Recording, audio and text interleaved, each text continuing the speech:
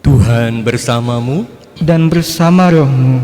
Inilah Injil suci menurut Santo Yohanes. Dimuliakanlah Tuhan.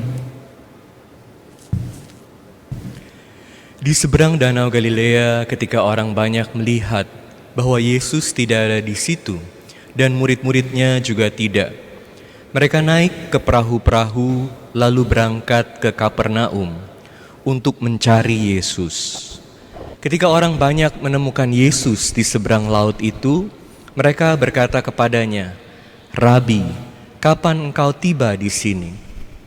Yesus menjawab mereka, "Sesungguhnya aku berkata kepadamu, kamu mencari aku bukan karena kamu telah melihat tanda-tanda, melainkan karena kamu telah makan roti itu dan kamu kenyang.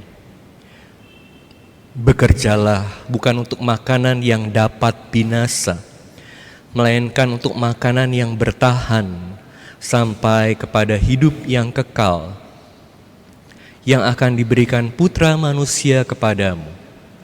Sebab dialah yang telah dimeteraikan Allah Bapa." Lalu kata mereka kepadanya, "Apakah yang harus kami lakukan supaya kami mengerjakan pekerjaan-pekerjaan yang dikehendaki Allah?" Jawab Yesus kepada mereka, "Inilah pekerjaan yang dikehendaki Allah, yaitu hendaklah kamu percaya kepada Dia yang telah diutus Allah." Sebab itu kata mereka kepadanya, "Tanda apakah yang engkau lakukan supaya kami dapat melihatnya dan percaya kepadamu? Pekerjaan apakah yang engkau lakukan?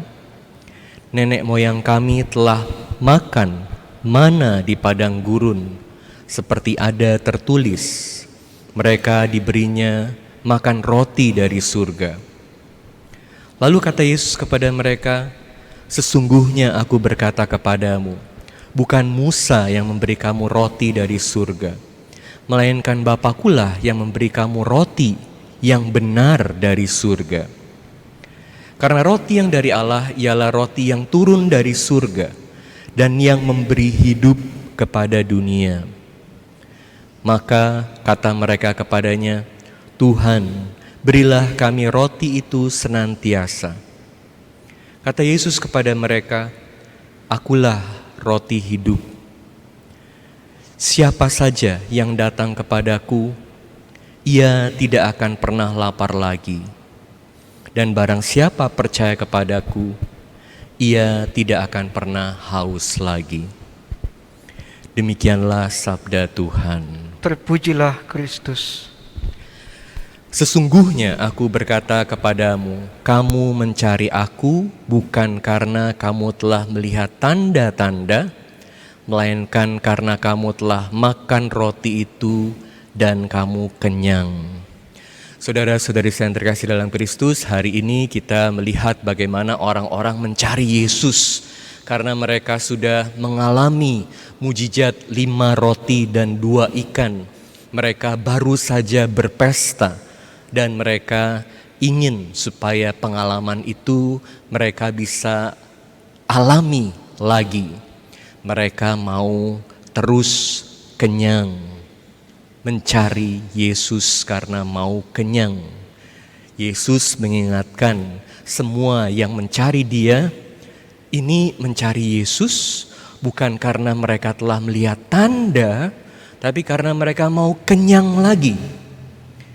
Saya mau ajak Anda sekalian untuk merenungkan hubungan antara hadiah dan sang pemberi hadiah, rahmat Tuhan dan sang pemberi rahmat.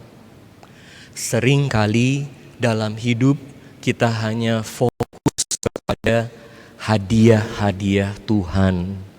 Kita lupa pada sang pemberi hadiah.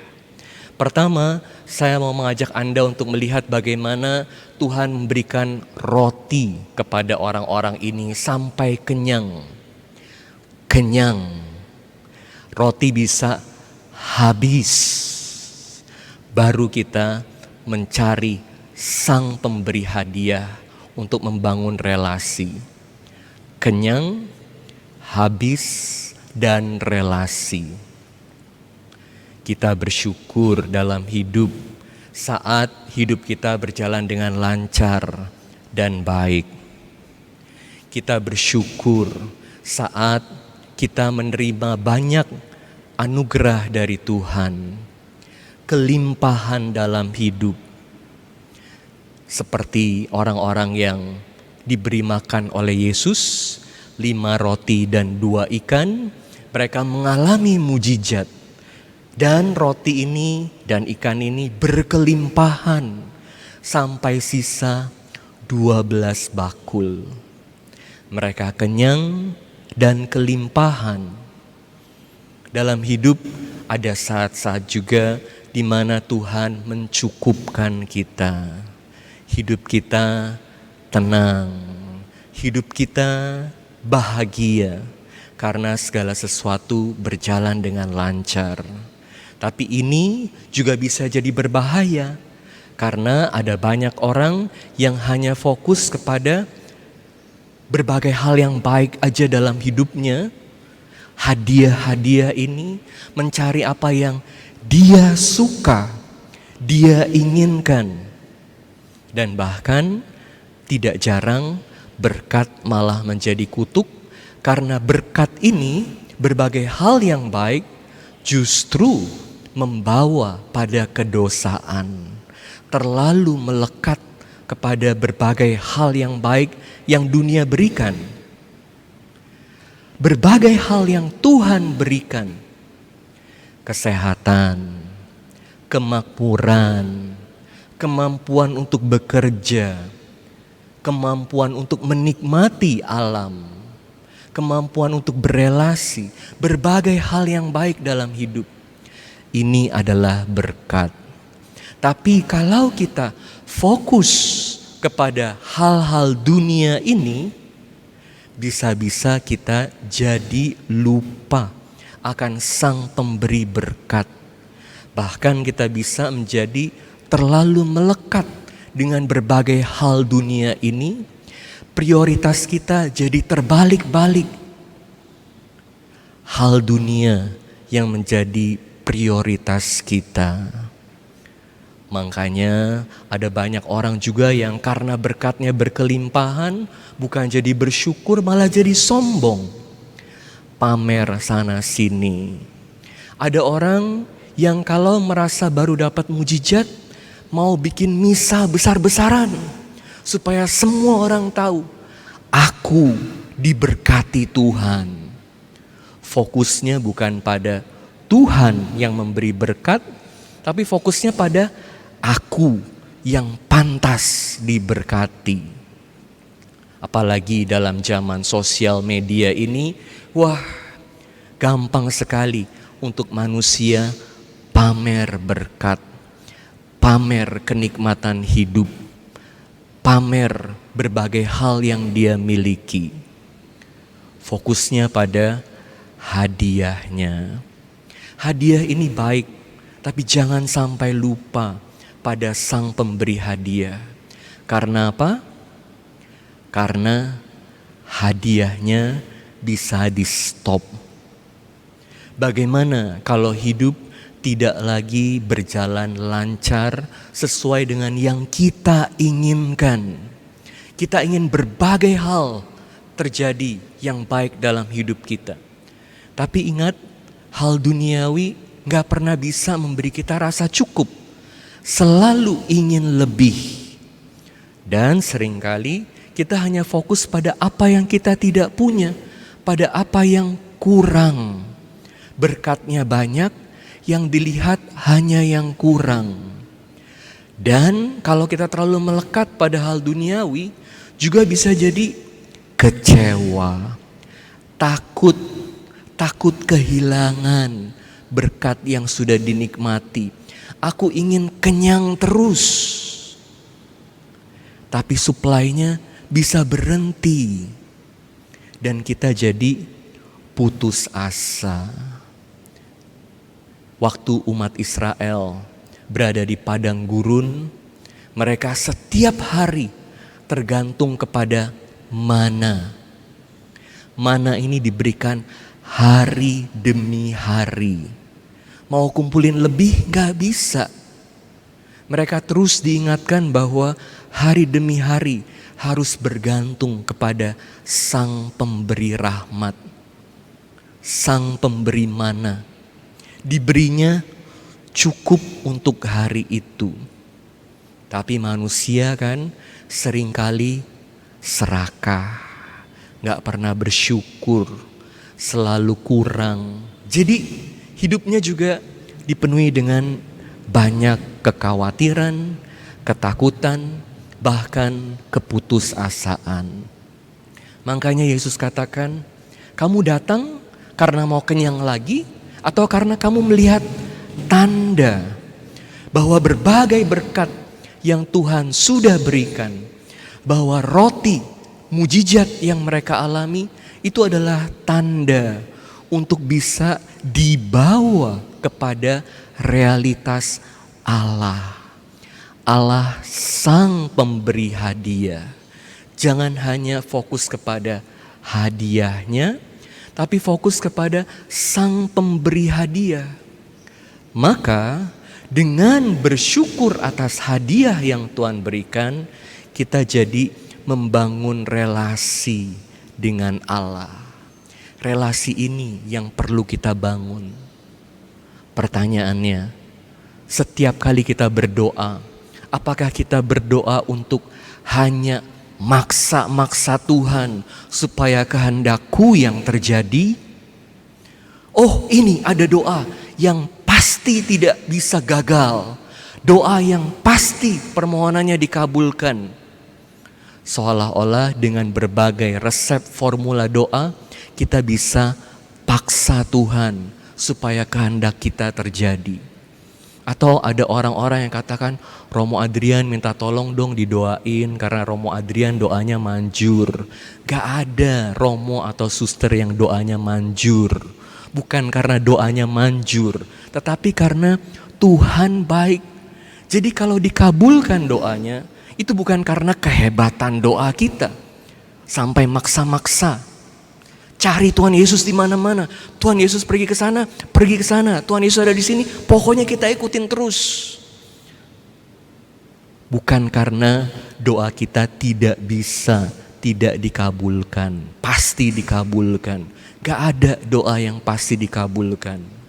Yang ada adalah kehendak Tuhan terjadi saat doa kita sesuai dengan kehendak Tuhan. Makanya dalam doa pertanyaannya, apakah kita maksa-maksa Tuhan atau kita belajar untuk dalam doa bertumbuh dalam relasi dengan Tuhan? Apakah kita mohon supaya kita ditambahkan imannya supaya bisa semakin percaya kepada Tuhan, semakin mengerti rencana Tuhan, semakin bersedia mengikuti rencana Tuhan walaupun sulit.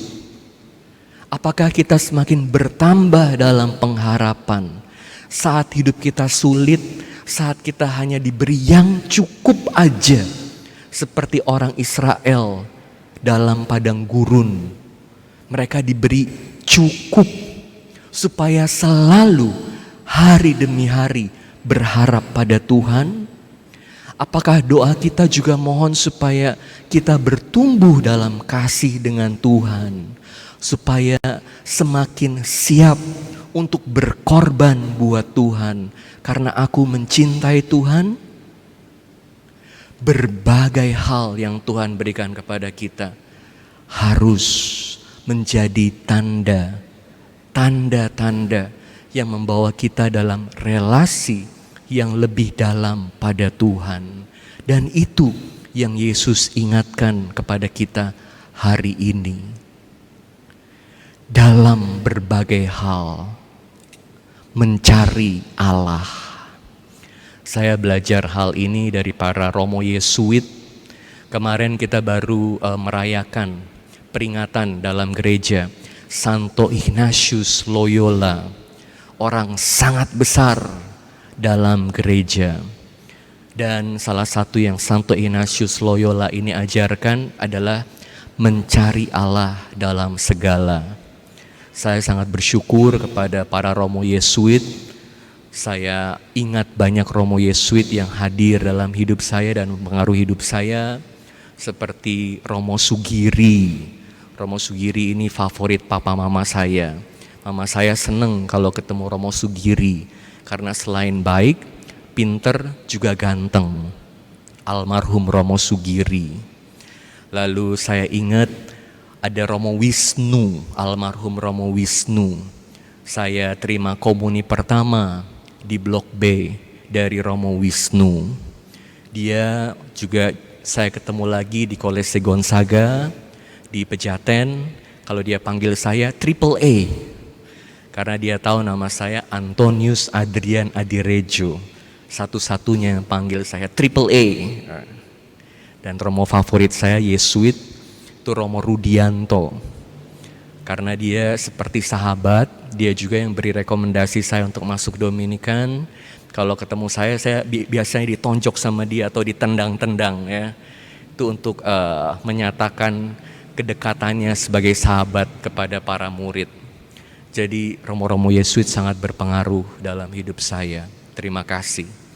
Dan kemarin kita merayakan Santo Ignatius Loyola, luar biasa, hebat, besar.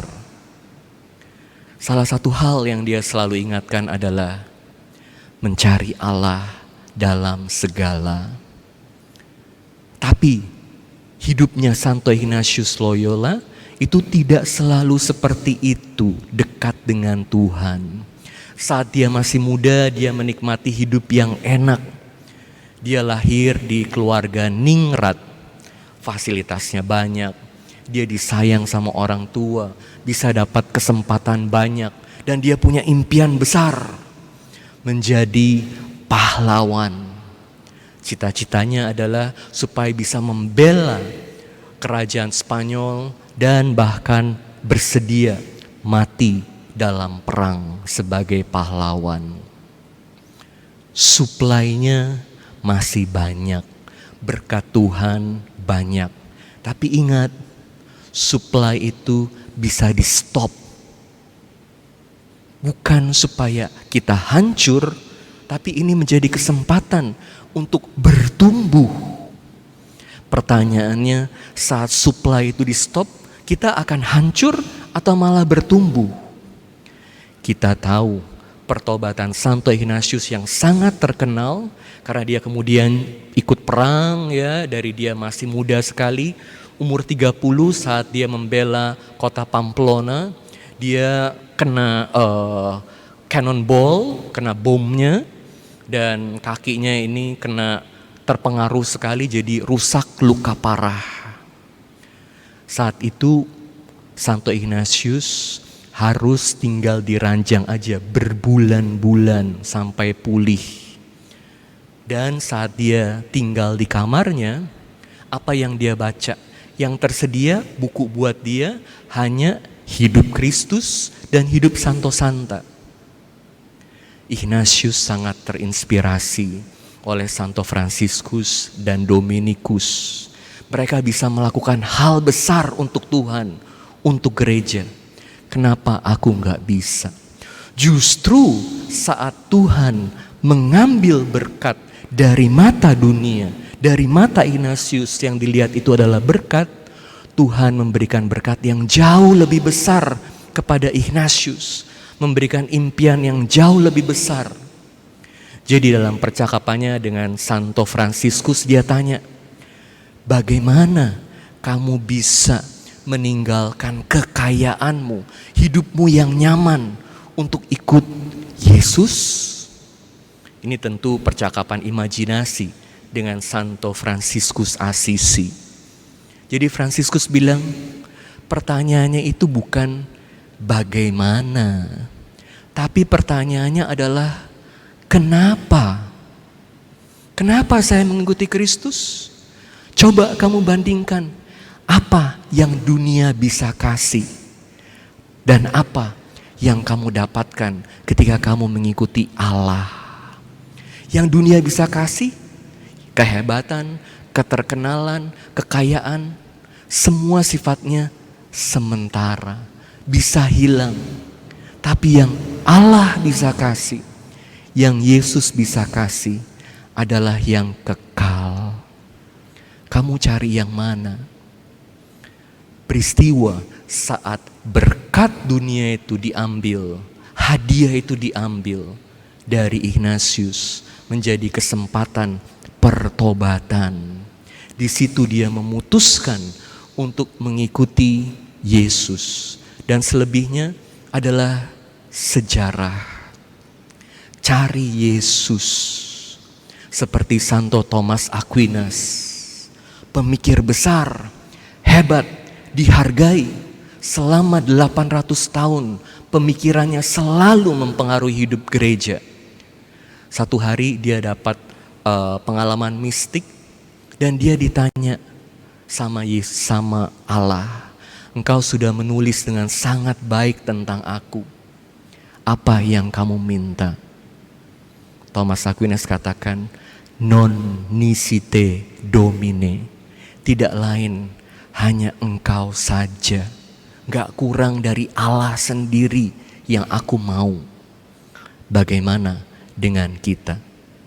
Hari ini Yesus mengatakan, akulah roti hidup, yang datang kepadaku tidak akan lapar lagi.